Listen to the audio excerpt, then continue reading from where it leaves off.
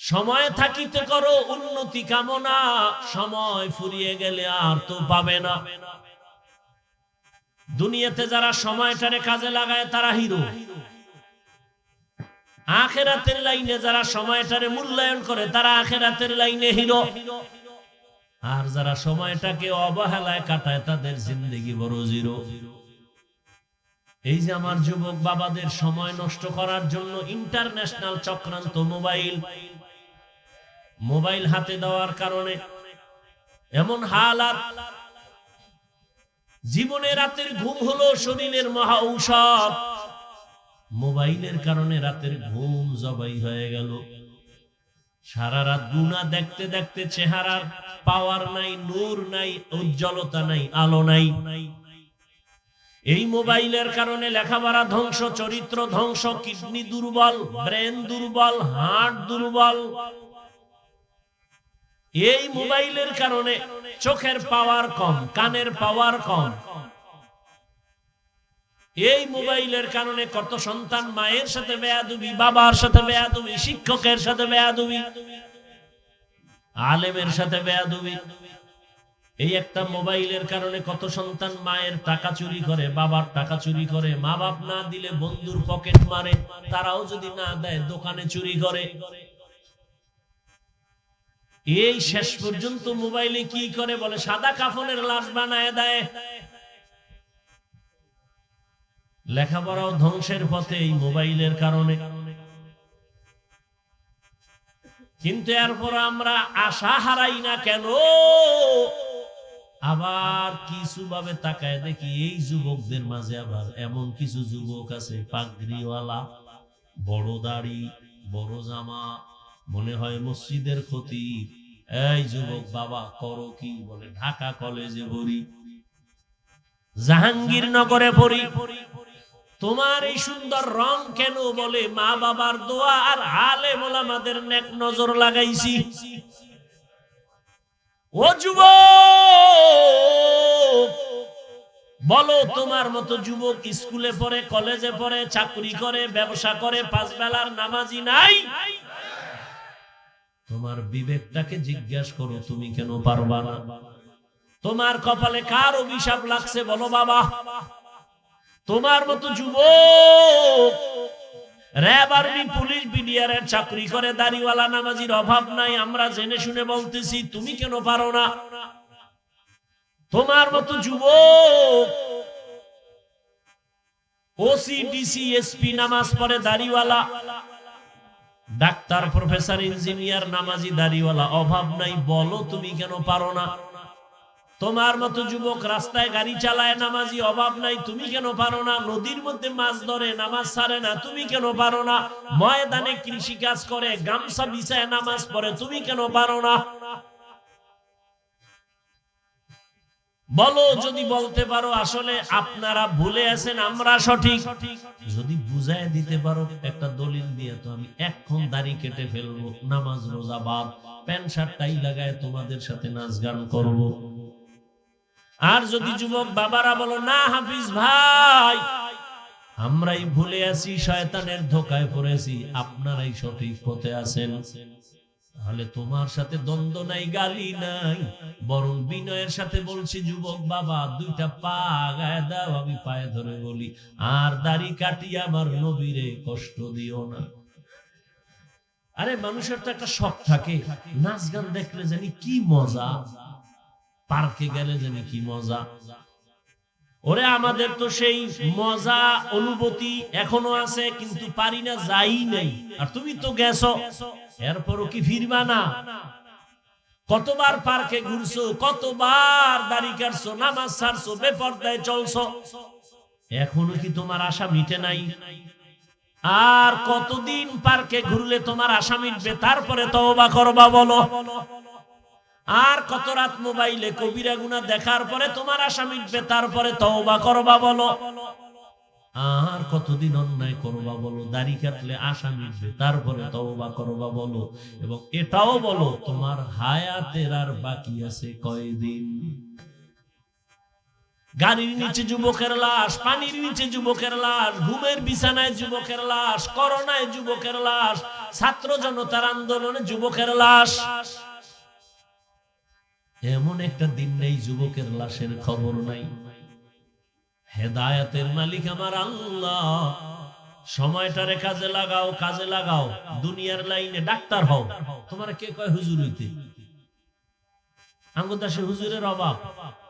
তো তোমার স্কুল থেকে হুজুর হইতে আসতে হবে কারণ কি? কে বলছে তোমার এই বুদ্ধি? কে দিছে আন্দাজি? আমার দেশে হুজুরের অভাব নাই, মাওলানার অভাব নাই, মুফতির অভাব নাই, মুহাদ্দিসের অভাব নাই, বক্তার অভাব নাই, পীরের অভাব নাই, মুরিদের অভাব নাই, তাবলীগের অভাব নাই। আমার দেশে ডাক্তারের অভাব, ইঞ্জিনিয়ারের অভাব, প্রফেসরের অভাব। ডাক্তার আছে টুকটাক, অধিকাংশই ডাকাত। ডাক্তার হও, ইঞ্জিনিয়ার হও, প্রফেসর হও, সাংবাদিক হও, তবে দাবি আমার ছোট একটা করে গেলাম, বেয়াদব হইবা না, অনুরোধ। বেয়াদব মার্কা ডাক্তার হলে তাসলিমা নাসরিনের মতো জুতা খায়া পালাবি। আহমদ শরীফ বেঈমানের মতো প্রফেসর হয়ে লাভ নাই। ঢাকা কলেজের প্রফেসর আহমদ শরীফ, ওর কপাল এত খারাপ যে মরণের পরে কবরও হয় নাই।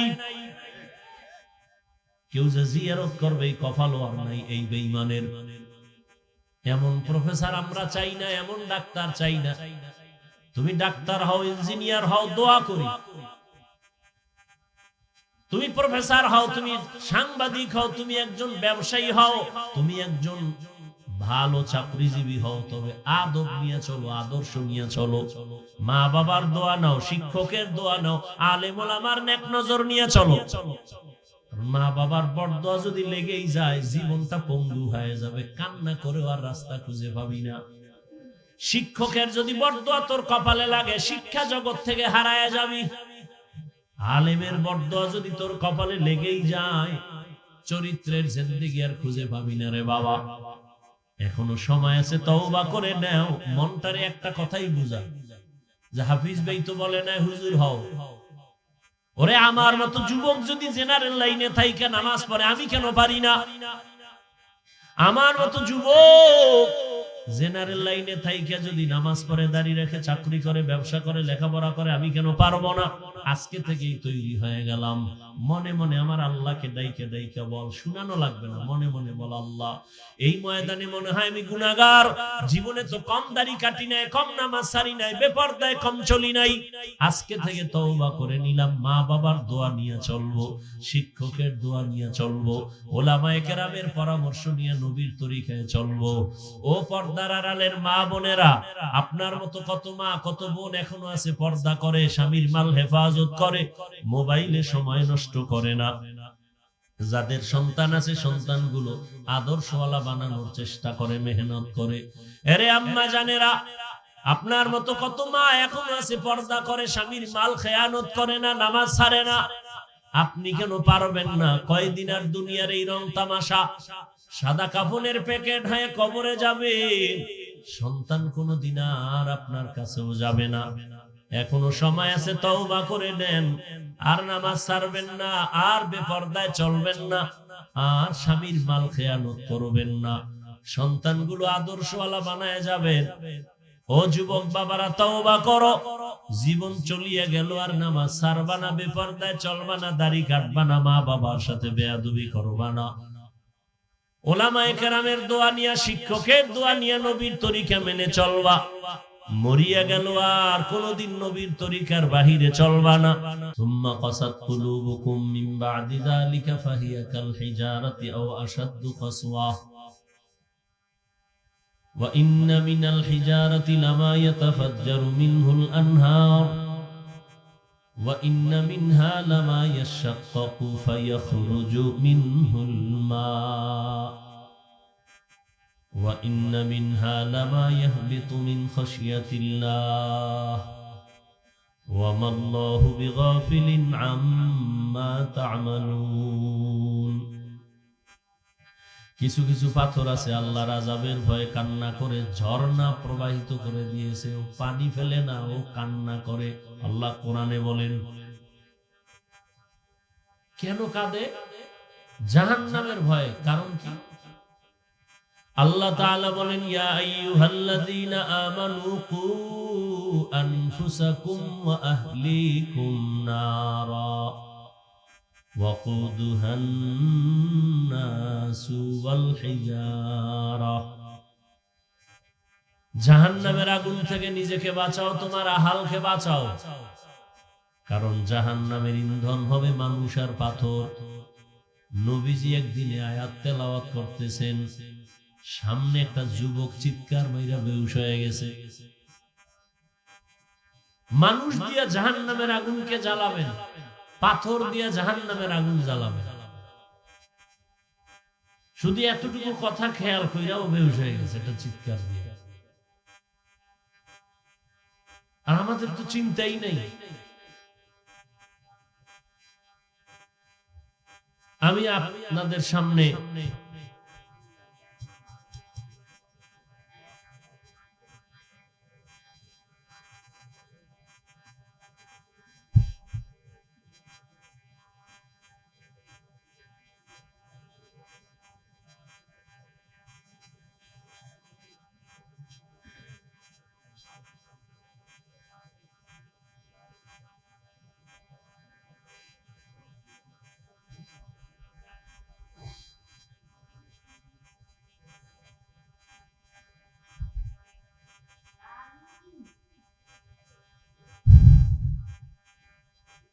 আপনাদের সামনে খুব সংক্ষেপ আলোচনা করব। আমার পরে কেউ আছে? এবং সেই নিয়তে কোরআনে হাকিমের শেষের দিকে একটি সূরা তেলাওয়াত করেছি, ওয়াল আসরি সূরা। নবীজির একটি হাদিস পড়েছি। আল্লাহ পাক বলেন ওয়াল আসরি ইন্নাল ইনসানা লাফি খুসর, নিশ্চিত সমস্ত দুনিয়ার মানুষগুলো জাহান্নামী, ইল্লাল্লাযীনা আমানু ওয়া আমিলুস সালিহাত। সব মানুষ জাহান্নামে যাবে, কিন্তু যারা ঈমান আনবে, আমলে সালেহ করবে, ওয়া তাওয়াসাউ বিল হাক্কি ওয়া তাওয়াসাউ বিস সাবর, এবং যারা ঈমান আমলের দাওয়াত অন্যকে দিবে, ঈমান আমলের বিরোধিতাকারীদের বাধা হইয়া ধৈর্য ধারণ করবে, প্রতিবাদ করবে। এই গুণে গুণান্বিত যারা, এরা ছাড়া বাকি সব জাহান্নামে যাবে।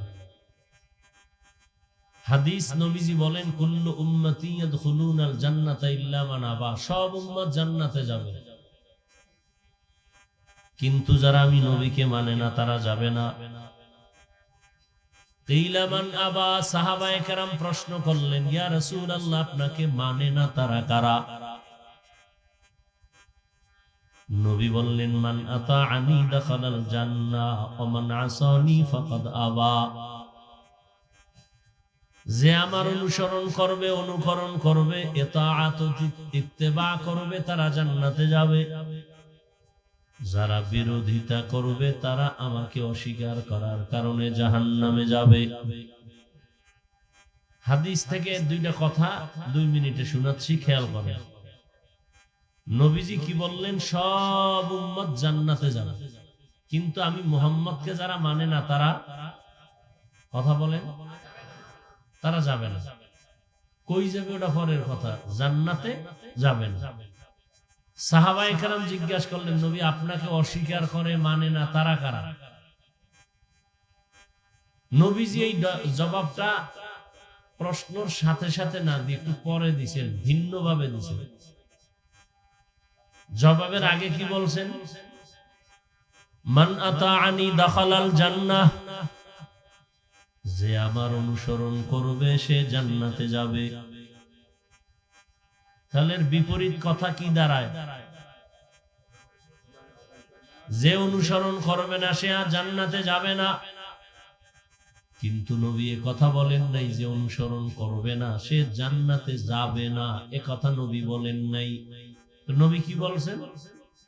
মান আসানি ফাকাদ আবা, যে ব্যক্তি আমার বিরোধিতা করবে সে আমাকে অস্বীকার করার কারণে জাহান্নামে যাবে।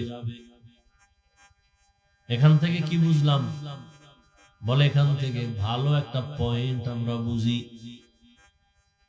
জমিনে যারা নবীর আদর্শ মতো চলে না, মানে না, এরা দুই দলে ভাগ করা, এক দল বিদ্রোহী আর এক দল আগ্রহী, এক দল দরদি আর এক দল বিরোধী। কথা বুঝেননি আপনারা? খেয়াল করিয়া একটা উদাহরণ দিই, বুঝেন 1 মিনিট। এখানে বুঝাবার জন্য উদাহরণ দেওয়া হয়, উদাহরণ আসল না, মূল কথা কি, মূল কথা বুঝাইতে গিয়ে একটা উদাহরণ দেয়। উদাহরণ বাস্তবতার সাথে অনেক সময় মিলে, অনেক সময় মিলে না।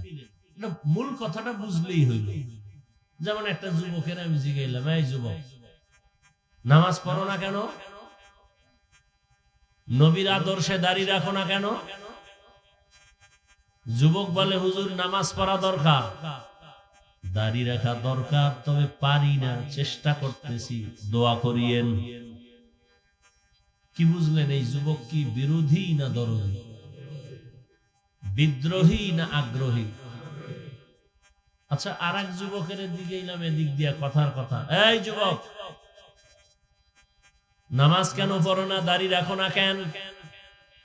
আমার কথাটা শেষ না হতে আমাকে ধাক্কা দিয়া কয়, না রাখলে অসুবিধা কি? এরকম বেয়াদব আছে না নাই?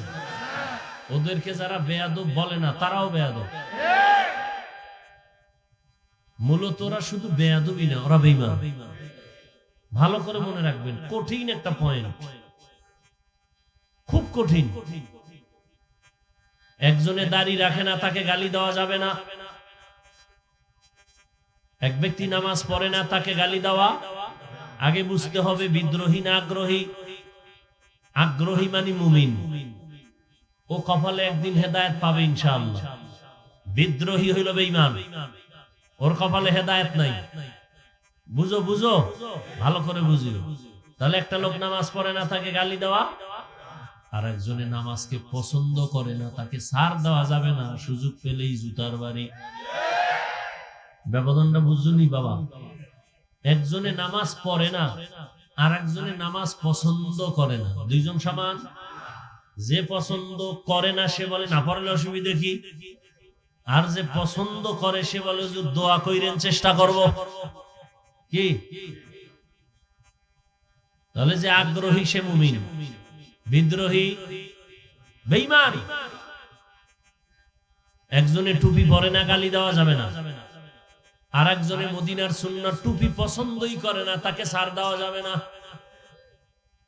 একজনে ইসলামের রাজনীতি করে না, তারে গালি দেওয়া যাবে না, আর একজনে ইসলামের রাজনীতি পছন্দই করে না, তাকে ছাড় দেওয়া যাবে না। ব্যবধান আছে না নাই? আল্লাহ বুঝার তৌফিক দান করে। হ্যাঁ বুঝ, এসব বয়ানের মূল থিম কি বুঝ। আমি টুপি খুলতে চাই না, আর তুমি টুপি দিতে চাও না, বুঝ।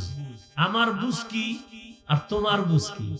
আমার বুঝ, টুপি মাথায় দিলেই শান্তি, টুপি মাথায় দিলেই আল্লাহ খুশি, টুপি মাথায় দিলেই আমার সম্মান, টুপি মাথায় দিলেই আমার মর্যাদা, টুপি মাথায় দিলেই আমার নবী খুশি, টুপি মাথায় দিলেই আমি আখিরাতে নাজাত পাবো।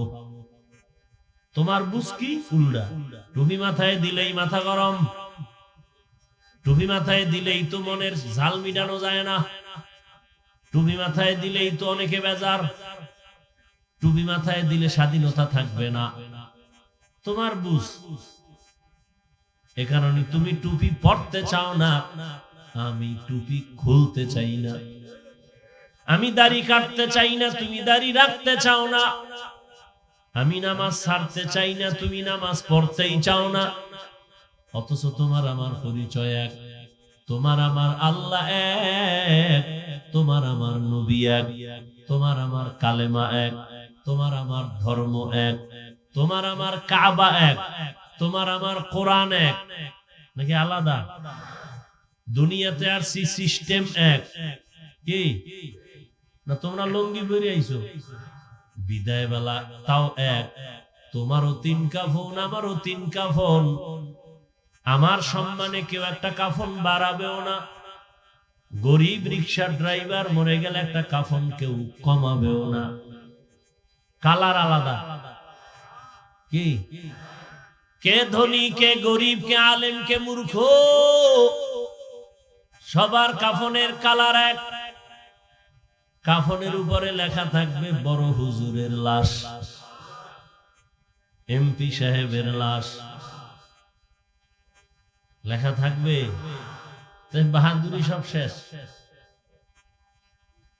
আমি দেখাই বক্তা বক্তা ভাব, তোমার ভেতরে ক্ষমতার ভাব, যতই ভাব দেখাই না কেন, সাদা কাফনের প্যাকেট যেদিন হইবা সব বাহাদুরি বন্ধ হয়ে যাবে।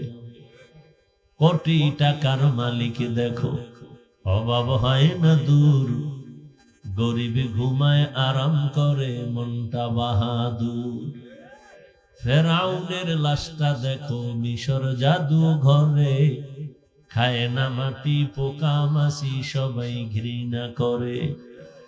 হৃদয়ে থাকিবে যার নম্রতা সাদা, রহমত আসিবে সেথা প্রভুর ওয়াদা।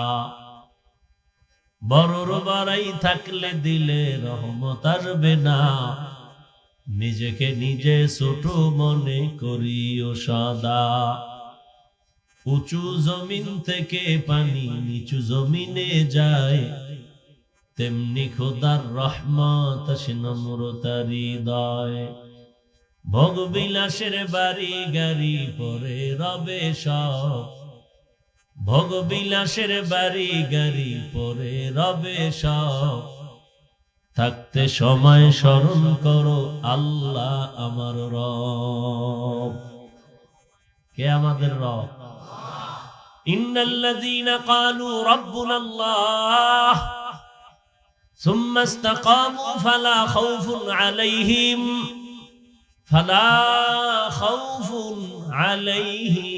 ওয়ালা হুম ইয়াহজানুন।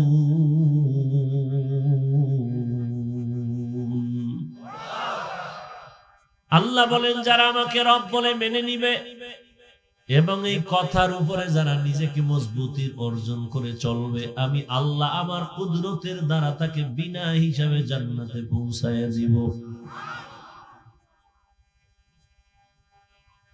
তাহলে যারা নবী মানে না, নবীর আদর্শ মতো চলে না, এরা কয় দল? 2 দল। এক দল আগ্রহী আর এক দল বিদ্রোহী। আগ্রহী মুমিন, বিদ্রোহী বেঈমান। এখন একজনে নামাজ পড়ে না, গালি দেওয়া যাবে? আগে বুঝতে হবে সে কি আগ্রহী না বিদ্রোহী। আসেন এবার সূরাটা নিয়ে কথা বলি। আপনারা যারা কোরআন পড়তে জানেন না, আপনারা ওই সূরাটা জানেন, মহিলারাও জানে। সূরাটা একটা ছোট সূরা, কিন্তু পাওয়ার অনেক বেশি। ওয়াল আসরি ইন্নাল ইনসানা লাফি খুসর ইল্লাল্লাযীনা আমানু ওয়া আমিলুস সালিহাত ওয়া তাওয়াসাউ বিল হাক্কি ওয়া তাওয়াসাউ বিস সাবর।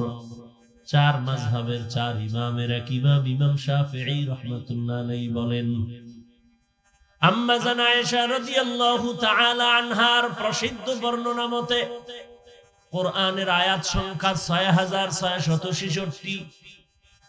তার আরো বর্ণনা আছে, এক বর্ণনা আম্মা জান আয়েশার আরো কয়েকটা বর্ণনা আছে, এর মধ্যে এক বর্ণনা। কোরআনের আয়াত সংখ্যা 6666।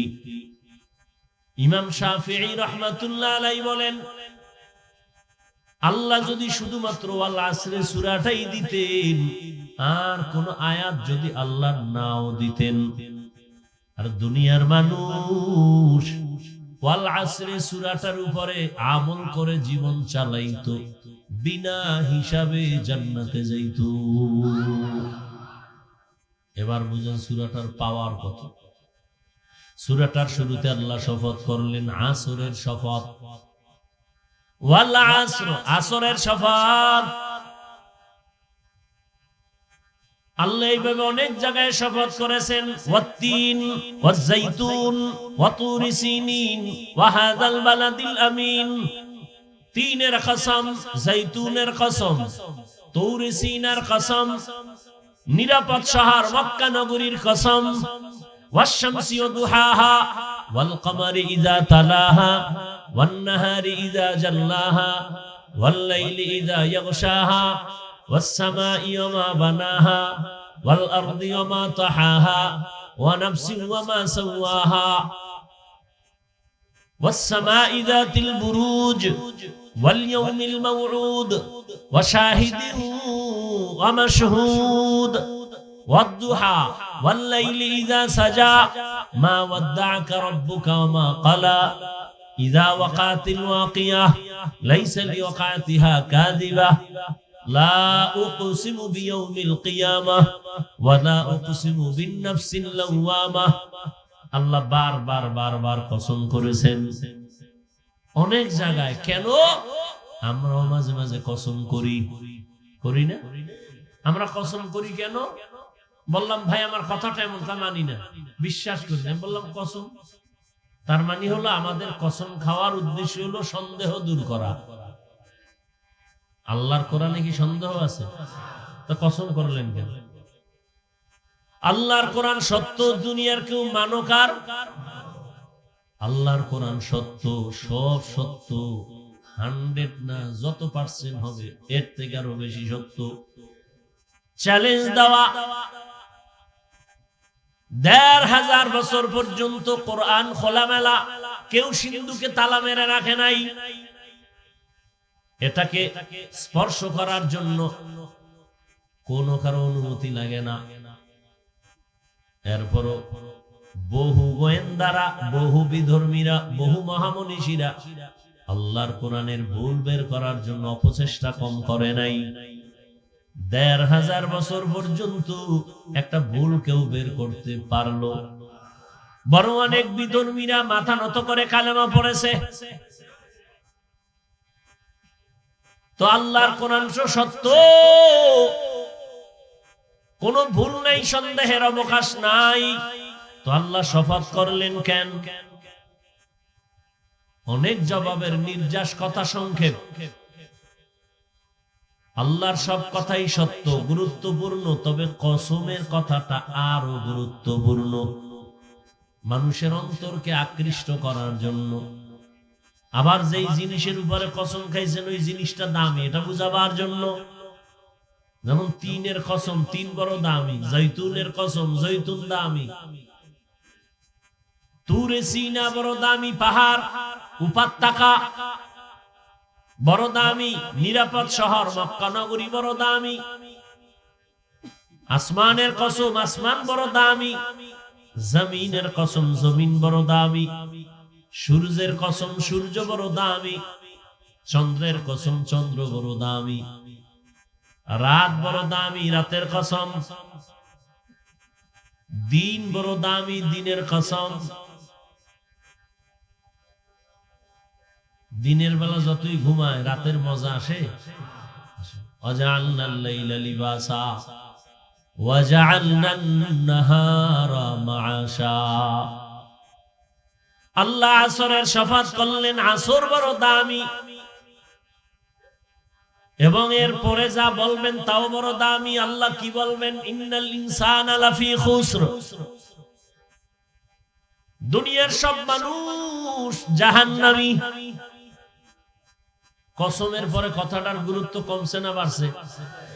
বাড়ার পরে আবার তাকিদ, ইন্না, নিশ্চয়ই। আবার ডবল তাকিদ, লাফি লাম তাকিদ, অবশ্যই দুনিয়ার সব মানুষ জাহান্নামী। এক কসমের তাকিদ, আবার দুইবার তাকিদ দিলেন, অবশ্যই মানুষগুলো জাহান্নামী, একজনও বাদ নাই, সব। আল ইনসানের আলিফ লাম ইস্তিগরাক, কি সব মানুষ জাহান্নামী। ইল্লা, কিন্তু 4 গুণওয়ালারা জাহান্নামী না।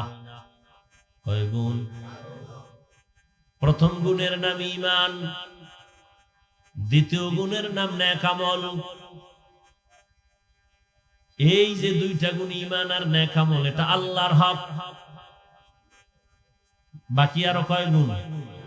ঈমান আমলের দাওয়াত অন্যরে দাও, যারা বিরোধিতা করে বাধা দাও। এটার আমগো সংক্ষেপে বাংলায় বলে সৎ কাজের আদেশ, অসৎ কাজে নিষেধ।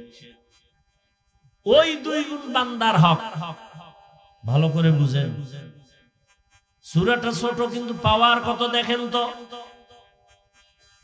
সূরাটা বুঝতে পারলেই আপনি নিজে নিজে বুঝবেন আপনি জান্নাতি না জাহান্নামী। ভালো করে বুঝেন। ঈমান আর নেক আমল দুই গুণ হলো আল্লাহর হক।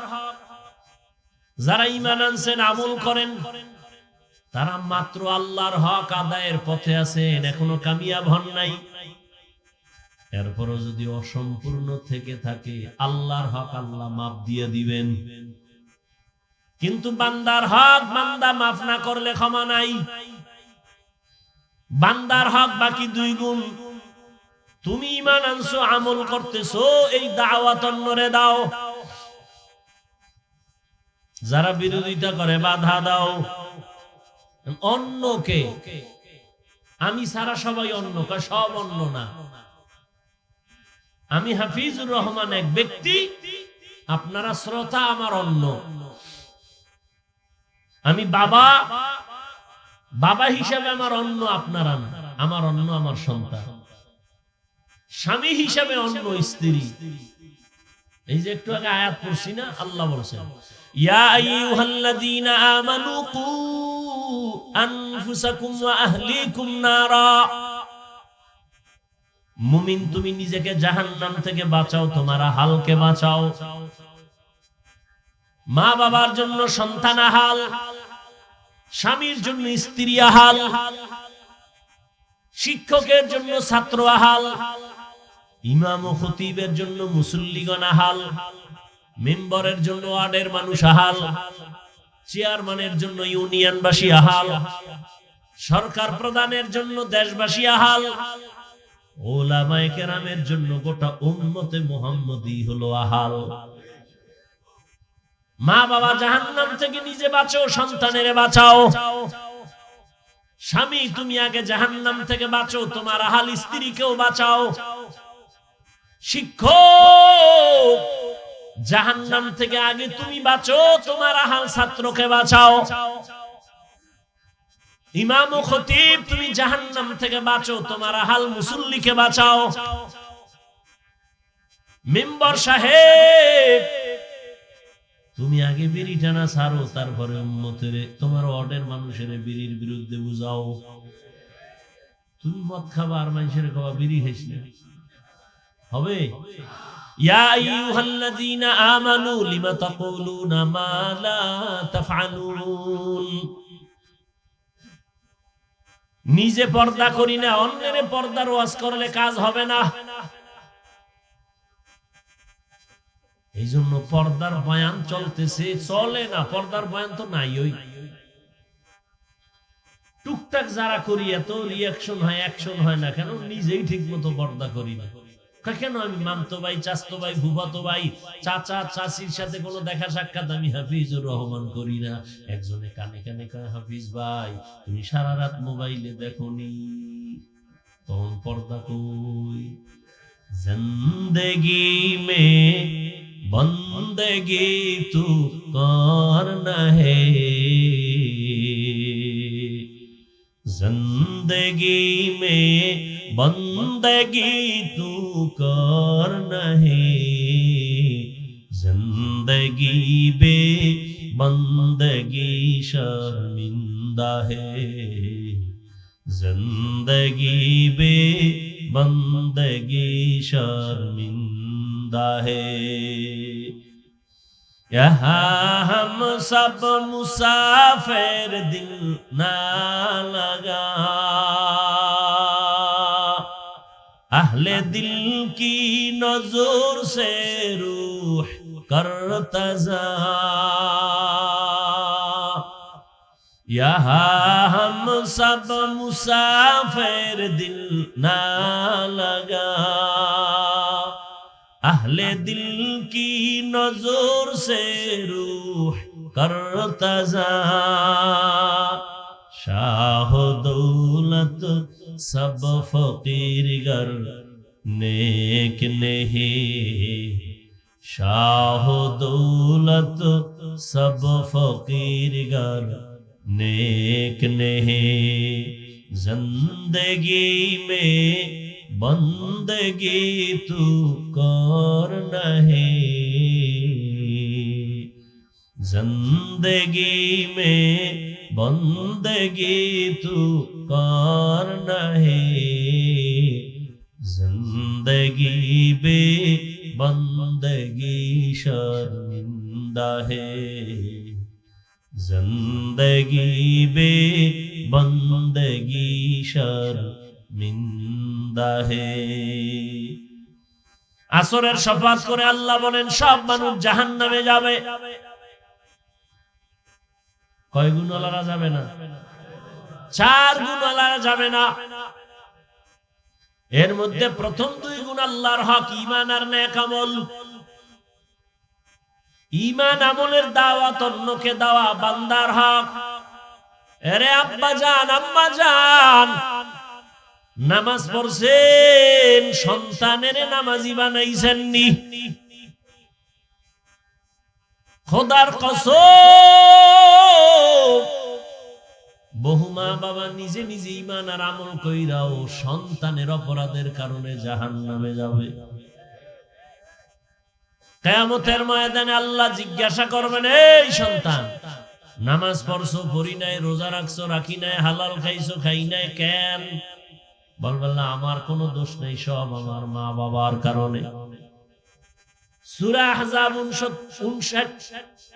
69 নাম্বার 67 নাম্বার আয়াত সন্তান বলবে কি মা বাবার বিরুদ্ধে রব্বানা ইন্না আতা'না সাদাতানা ওয়া কুবারানা ফাআদাল্লুনাস সাবিলা আমার মা বাবা বেনামাজি বানাইছে আমার আম্মা মাঝে মাঝে কইতো রোজার মাস আইছে একটু সাহারি খায় রোজা রাখ আব্বা জানে ধমক দিয়ে কইছে রোজা রাখিস না চেহারাটা নষ্ট হয়ে যাবে দরদি বাবা ওই বাবারে জিজ্ঞাসা করতে মনে চায় এই বাপ নামের কলঙ্ক রোজা রাখতে দাও নাই সন্তানের চেহারাটা নষ্ট হবে ওই সন্তান সারা রাত দরওয়াজা জানালা বন্ধ করে মোবাইল চালাইয়া কবিরা গুনাহ করে করে করে করে চেহারা নষ্ট করলো বল এই চেহারা ভালো করবা কোন বিউটি পার্লারে গিয়া